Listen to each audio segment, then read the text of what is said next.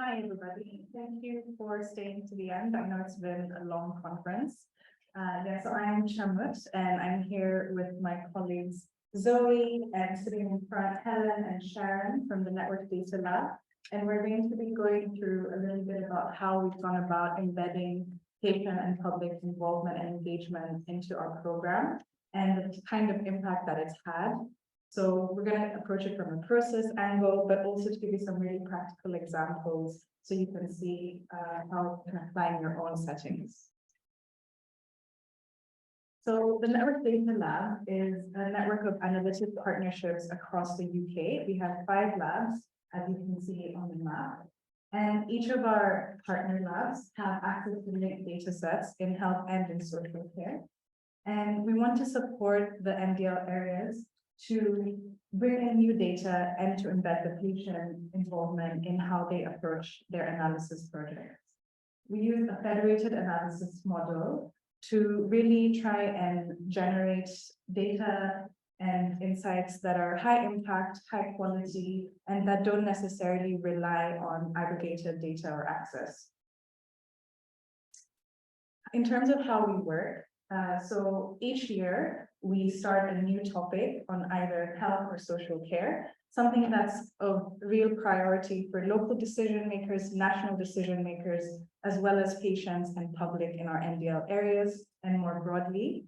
For example, last year we looked at children and young people's mental health, and we've just finished up a project looking at unpaid carers, while we're now starting a project looking at intermediate care. And these are our approaches to our work. These are the building blocks of how we approach it. So we have data and patient and public involvement and engagement, which is the main focus of today. But we also have a real emphasis on collaborative analytics, building analytical capability, quality assurance, and shared learning. I'm going to hand over to Zoe now.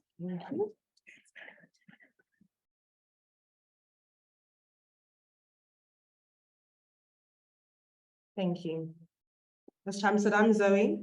I work quite closely with Chamut Foundation. And before we continue to speak about the NDL and give more specific examples, it's important to set out why PPIE is important. So the first point, people have a right to be recognized and involved in the design of research and publicly funded services which affect them. So for most of us, the overarching goal for our work is to help improve people's health. So it's important for them to be included. It also helps to provide a good steer for research questions that are most important to those impacted by the outcomes of the project. It also helps to ensure that data is used in a transparent and legitimate way. I think we're all aware of recent controversies about how people are concerned about how patient data could be used. So this point is really key as it helps to build public confidence and demonstrates the benefit of working with patient data. It also points out any data issues that can affect the interpretation of analytical findings. So for example, it can shine a light on a cohort that data doesn't count and is essentially masked. And we're going to hear a bit more about that from Helen in a few moments. It also helps to check our assumptions and findings for accuracy. It helps maintain a focus on reducing health inequalities and involving patients and the public can bring more visibility to groups that are underrepresented in data, but for whom services are still being designed. And finally, it helps to increase the impact of your work with decision makers. We are seeing that more leaders are starting to put more value in PPIE. Now I'm going to talk about PPIE within the NDL. So when we established the NDL, we saw this as an opportunity to really weave in PPIE at a program level. So from the topics that we studied, the research questions that shaped our analysis, the way we would interpret and share results, we involved patients in the public. In 2019 to 2020, the NDL went on a journey of learning and creating our approach to PPIE, and we were supported by an expert on PPIE in healthcare to get us started with developing our approach.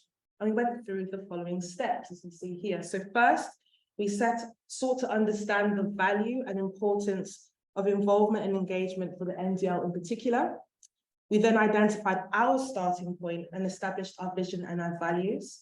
And from there, we created a guide to action, which is essentially a practical framework outlining our approach and our plans for the day. The NDL partners, so all 5 of them, they were able to use this framework to recruit and involve and engage patients and the public in all aspects of work. And this approach was used throughout the 3 projects within NDL phase 1. And we're also using this approach for the first topic of our second phase. That's what we're currently working on. So we respond to different topics and are mindful of the local context that each lab has. So not every lab has to do the same thing. And certain topics actually lend itself to different approaches. So we are flexible. We also reviewed our previous activities and take forward what worked well, and also lessons learned for continuous improvement. And now I'm going to hand over to Helen. It's a tricky one.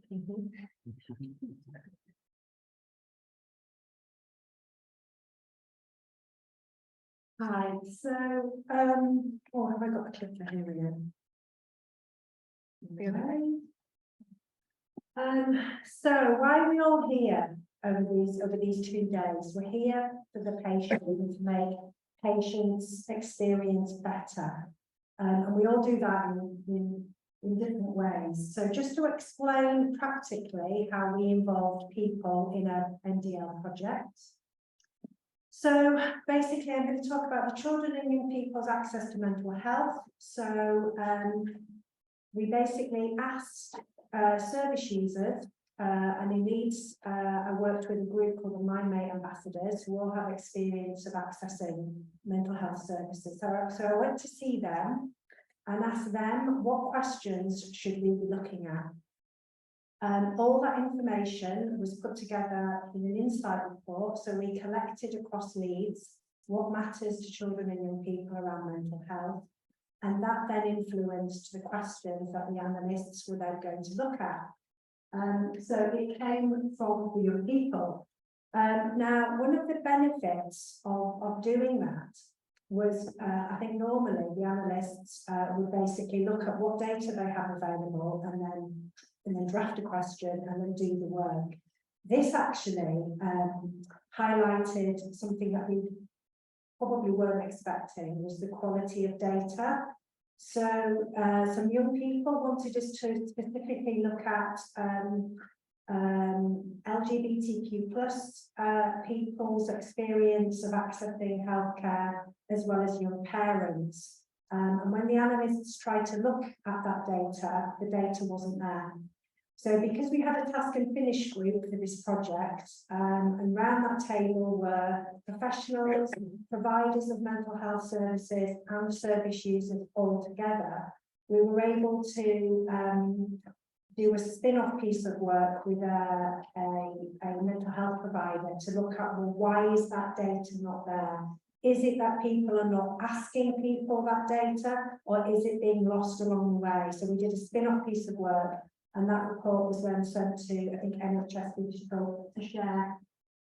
So the group met 10 times during the life of the project, and they really enriched the data. So the analysts looked at the data, and then they reflected that back with the service users and the professionals, who then added their experience, so really enriched the data that they were getting. So that's one of the benefits of actually working with real people when you're doing analytics.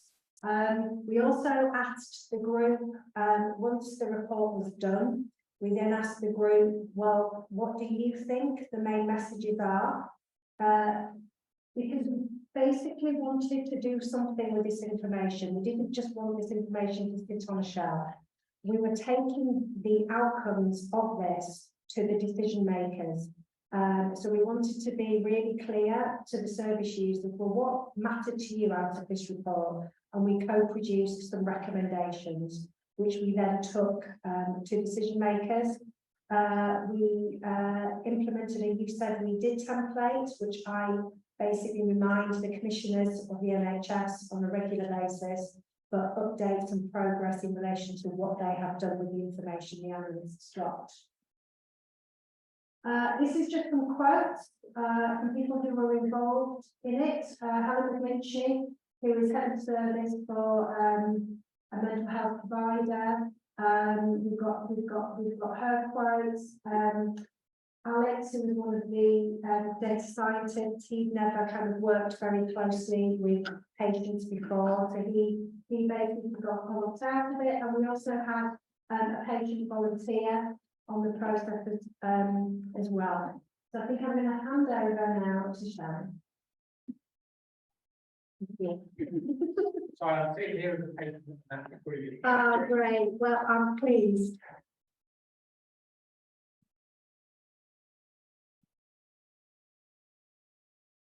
Great, thanks very much, Helen. So I'm Sharon Gordon, I'm from the Aberdeen Centre for Health Data Science, and I'm the PPI co-lead for the NDL and Grampian. And I'm going to talk about our PPI around the children and young people's mental health analysis. And Jess Butler, who's our analytical lead, presented those findings yesterday, so I'm hoping that you managed to catch her talk or the poster. As Zoe said, we developed a framework for PPI for across the NDL. In Aberdeen, we have a long history of health data research, and before the Health Foundation funding, we did involve the public, but it was variable across projects, and we knew we could do it better. We knew we could do it more consistently and more meaningfully. So the Health Foundation funding has enabled us to really take on this embedded approach with the public involved at each stage of the research. It's allowed us to set up a dedicated PPI group for the centre, and that has developed over the last couple of years into a really great group, 9 really active members that all bring their own insights and experiences. We've taken a slightly different approach to the projects in Grampian, in that before we involve the public, the project leads consult extensively with professional stakeholders to really understand the data that's available, to understand the questions that are real priorities for the healthcare providers, and to understand the questions we think we can address with the data, so that the PPI group don't come up with massive, great suggestions that actually we can't address with data analysis. So we've had 10 meetings with our PPI group around the analysis of children and young people's mental health. We've also had 2 discussions with young people's advocates, so professionals, professionals working with families and children in the community, from education, from social care, from voluntary sector organisations.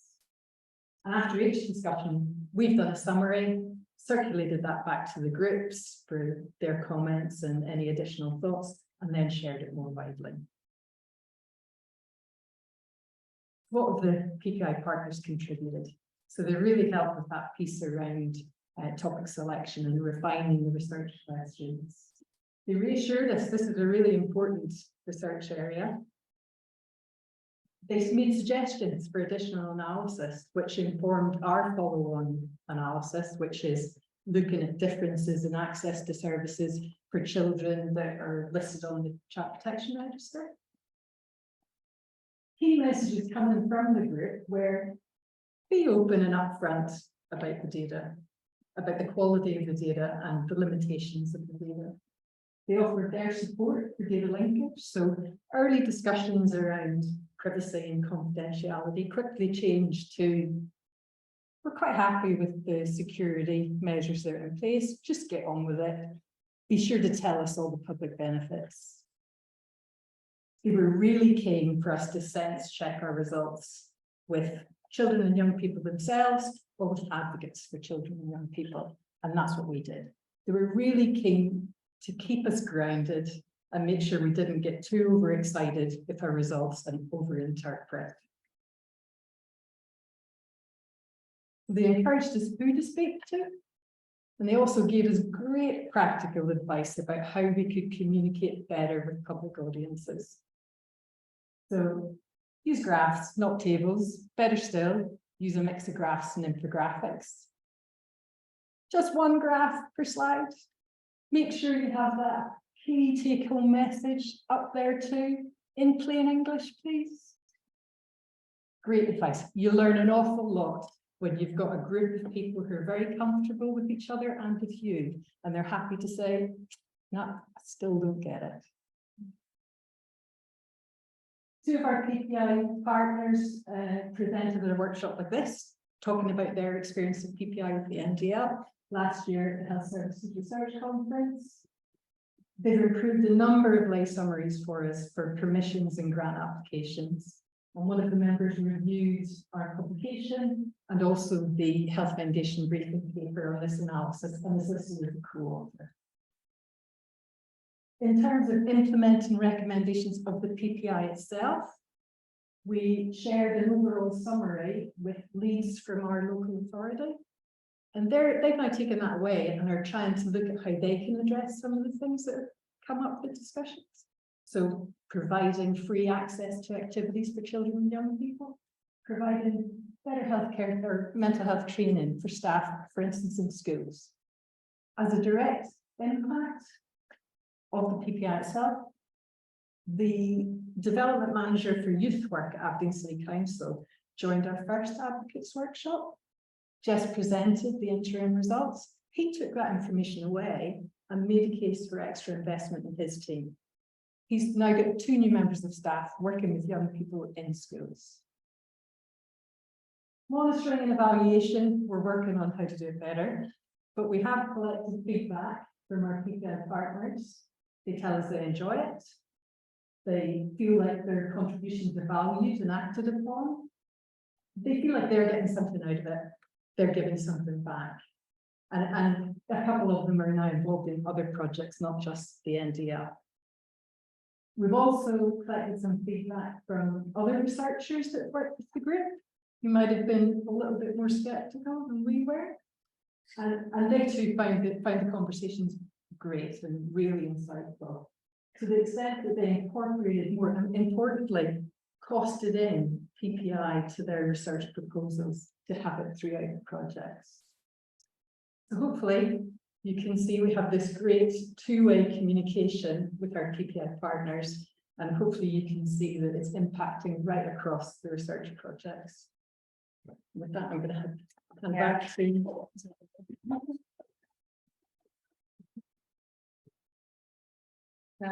and Helen.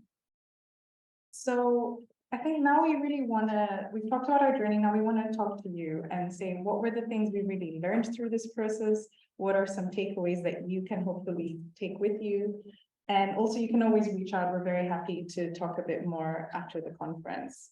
So initially, we didn't really know where to start. We didn't know what good looked like. We'd never done it before. Who do we even talk to if we say, okay, we want to talk to a group of patients? It was something we were unfamiliar with. We went through the process Zoe described. We worked with some experts, and then we started to do more. But we also realized, actually, we keep engaging the same small group of people, even if maybe they're not always best placed. So how can we improve this? And so these were some key things that really have helped us and that we keep coming back to in that continuous cycle of reflection and trying to improve. We tried to develop a really high level of buy-in across all the NDL organizations because there is a real element of leadership that's needed. Everyone needs to be on the same page. We reserve dedicated capacity and resources. So all of the NDL labs have a PPIE lead, and we have PPIE capacity in the NDL team at the foundation. And we also took the time to really build trust and rapport with the patients and the public that we were trying to engage, because we wanted to do it meaningfully. We tried not to be duplicative. We tried to rely on insights that were existing to make sure we were asking the right questions.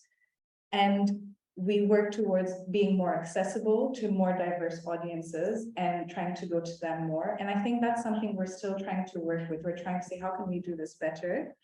And we also provided a space virtually through regular meetings for our PPIE leads to provide some kind of peer support with each other. I'm going to hand over to Zoe for a final time. This is our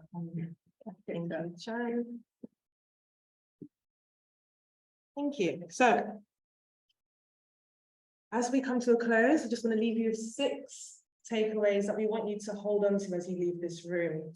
And some of these takeaways actually map on quite nicely to the enablers that Sham just mentioned. So the first thing is investigate existing evidence. It's already known that represents the patient and public insight of the cohort that you're interested in looking at, or looking in, or speaking to and engaging with. Secondly, ask for help. Don't be afraid to ask for help.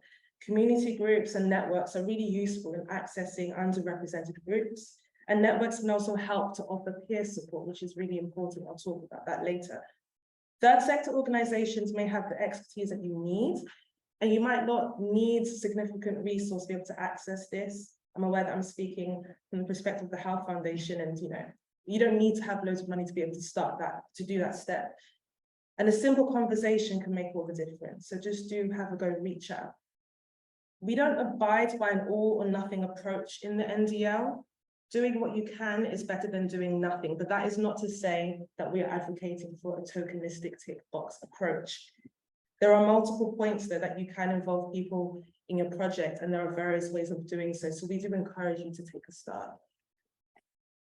Number 4 is that dedicated resources can make a significant difference. It's definitely an enabler. And so when planning your project, think about the required resource with PPIE and build this in from the start. It's very important. But if that's not possible, you can still carry out some PPIE with limited resource, but really the ideal is to do that from the beginning. Build buy-in with leaders and wider teams. This can help to unlock resource, actually. And it's important to bring people along with a new way of thinking so that others can see the value of PPIE as well. What we want to see is shifting the conversation from why should we carry out PPIE to why are we not carrying out meaningful PPIE? And finally, it's important to reflect and evaluate and continue that cycle of improvement. This is something that we are still learning in the program. And yeah, we're still doing this, and we find that the peer support that we get from the NDL PPIE leads and some other people who are working in the space really helps us do this. And so again, I'm encouraging you, if you're not ready, to reach out to like-minded peers, and don't let perfect be the enemy of good. So what we have is just a few resources for you, and we're hoping at this point, if you're not already doing PPIE, you're really motivated to do so. And if you are, you're encouraged to continue. So we've got how to get started with PPIE. It's a guide to action, it's quite practical. The NIHR has also got some helpful guidance on how to be inclusive when carrying out PPIE. And finally, the patient information form has some helpful resources on how to best communicate. So as we come to a close, I just want to thank our colleagues who've contributed to this work. Some are in the room. So we've got Hannah, Sebastian, Kath, and Fiona, and Trisha. So Trisha was actually supposed to be with us today. She is one of our PPIE partners from Leeds and works with Helen quite closely. Alex, Frank, and the Leeds Children and Young People's Mental Health Task and Finish group, as well as the Aberdeen Centre for Health and Data Science, Magda, Will, Gail, Corey, and Jess as well. So thank you so much for staying with us at the end. That's all from us. Thank you. Thank you for that. I think it's really positive messages in all that. We've got time for a couple of questions. It's always difficult at the end of the day, particularly at the end of the conference. But I wonder if anyone's got any points they want to raise or things they want to ask. More applause is always welcome. At the back, yes. Well, it's a plug as much as anything else. Okay. There is a patient-led organisation called Use My Data, Yeah. which is free with its advice, help, and support to anyone who requests it, as long as you want to use our data. Routinely held healthcare data. We want it used, and we want to help you do it. And there are loads of other PPIE resources actually that are available free, not just cheap, it's free. And if you want to contact me afterwards, we can help you there as well. Thanks. That's the best kind of price, isn't it? Free. Yeah. Why did you put this here? Anyone else got any final thoughts? Oh, sorry, yes. Question. You mentioned that in PPI you tend to sort of get the same people who get involved. How do you overcome that and reach out to people who wouldn't normally? I think you have to go to them. Yeah.